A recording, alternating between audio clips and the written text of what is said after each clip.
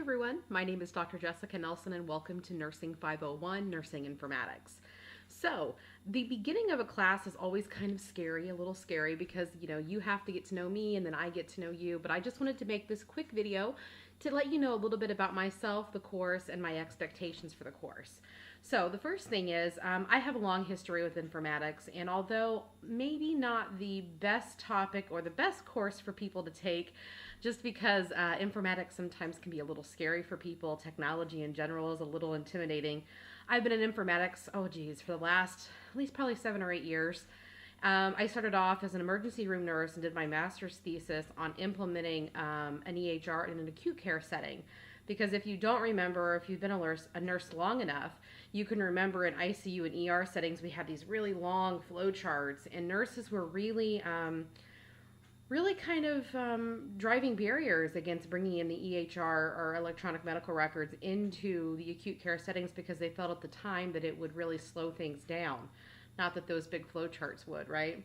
So that was kind of my first dive into it. I started out with, in my career with the federal government. I was a VA nurse, and we had one of the largest EHR systems, CPRS. And so many of you every day are impacted by informatics, whether you know it or not, because of the EHR that you work within, or other technology aspects within your job. Whether you're in education, you're in direct patient care, you're all impacted. We all work with a wide variety of informatics and EHR systems, from Cerner to Epic to Meditech, depending on what type of area you're in, whether it's acute care, chronic care, inpatient, outpatient. So overall, I have a real love for informatics, and my expectations for you in this class is not necessarily to come out of the class just loving informatics, but to gain an appreciation for it and learn really what goes on a little bit behind the scenes. Sometimes we don't understand that when we click on our computers in the morning or when we go to use the equipment that we use every day, what kind of preparation, what kind of foundation was needed in order to use and have that type of technology at our fingertips. So the course in general, let me tell you a little bit about it. You have a couple of things. So the biggest one I think that people underestimate in the courses are the discussion boards. And that's because you have 10 of them in the class and the points can really add up. So the biggest thing to remember is that your initial discussion board post is due a certain time during the week with your follow-up. So you have to have your initial discussion board post posted by Thursday by 11:30 p.m. Eastern Standard Time, with your 2 peer responses followed up by Saturday. So I want that initial post by Thursday just because I want your peers to have enough time to go in, read your initial post, and be able to give some feedback. All of your posts need to be supported with evidence from the week's content, whether it's a peer-reviewed journal, whether it's your textbook. I love your opinions, and it's great that you have opinions, and I want them, but I also want them backed up with some evidence, okay? So again, people always ask me, well, how many do we need? And really, it's not a number that I'm looking for. I just want to make sure that your peers are substantiated, and your posts are relevant, and you're keeping up with the week's content. And by looking at the textbook, by looking in peer-reviewed journals to support your opinions about the post or the topic at hand, then I know you're grasping those concepts. So, discussion board, worth 25% of your grade. The next that we have are case studies. You're going to have 4 case studies this semester. They're again worth 25% of your grade, 100 points apiece. I've posted a sample case study, and again, the sample isn't 100% correct. It's just giving you an idea of what I'm looking for. So, good APA format. Making sure you get in, answer the question, and doing it as succinctly as possible. Again, I don't need 10 pages of data. Really a good case study to answer something usually can be done in about 1 to 2 pages. And again, looking at grammar, scholarly writing, you're in a graduate program, so I really want to make sure that that writing is really coming through. I'm always willing to give everyone a chance to submit something early. I can look it over, give some feedback, make sure you're on the right track. No problem. Just make sure you submit those things via email to me. Give me a couple days before the due date so I can really give you some good feedback before the final submission. Okay? So 4 case studies. The biggest paper really is probably your interprofessional paper. Your interprofessional paper is worth 25% of your grade, and it's due in week 9. This paper is really kind of an accumulation of everything that you're going to learn in the first 9 weeks of the course.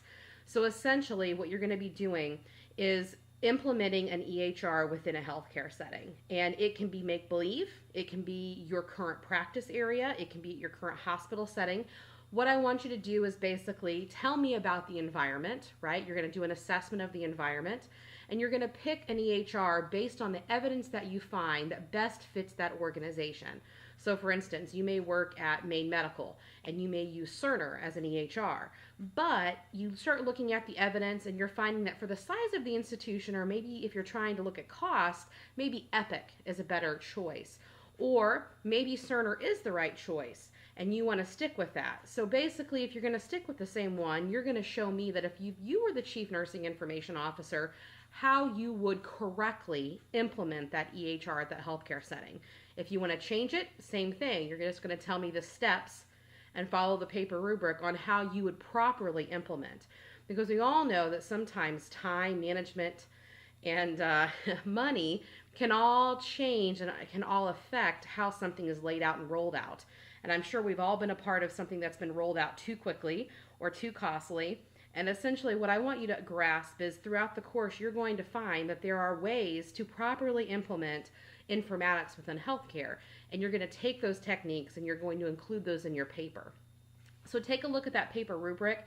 Really, the best thing to do in this course is to probably write that paper as you're going through the content, because as you're going through the text, as you're going through the lectures, you're going to get good ideas and good data to put into your paper on what those expectations are the right way.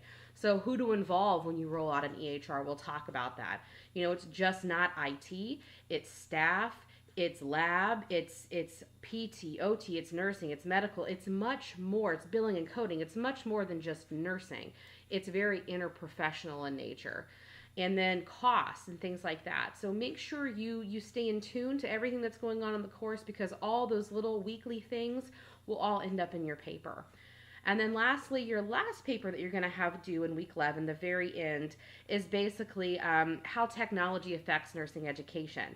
And you can pick a type of nursing technology and tell me how it affects education, and not just academia, but maybe patient education. So I've had people do historical technology, things like when Dynamaps came out, or maybe the new EKG machines, all the way up to simulation, talking about all different types of technology that's out there that can impact how we deliver nursing education.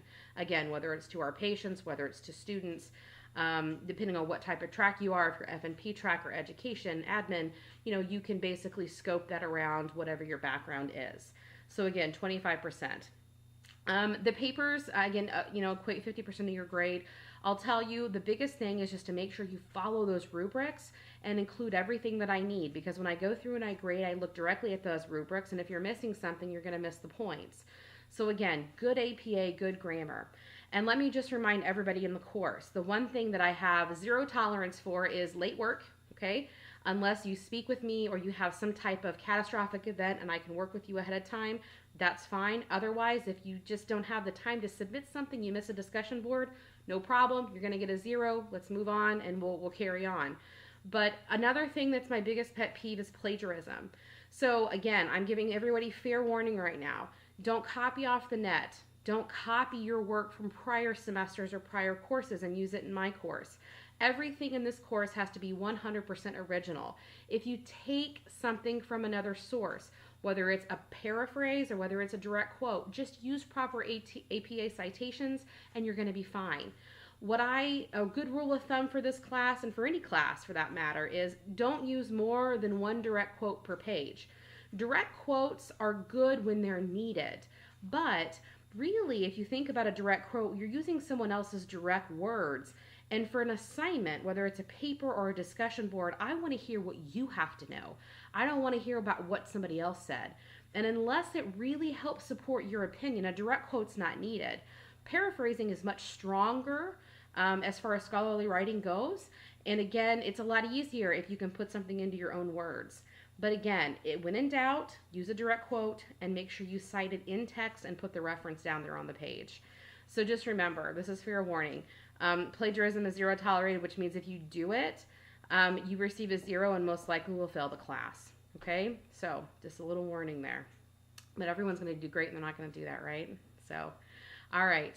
Other than that, make sure that you check out the course calendar. It has all of your due dates and your assignments posted there. I also have an Ask Dr. Nelson button that's present. If you have any questions about the week's assignments, please post it up there, because not only are you going to benefit from my response because I'm going to check it every day, other students can also see it because they may have the same questions. If you have a question of a more personal nature about maybe your grade or something more personal, please feel free to email me. On my bio button there, you'll see both the email address, which is probably the best way to get a hold of me, or my cell phone. If you need a time scheduled, if you want a one-on-one with me, just shoot me an email and we'll figure out a time that is best for both of us.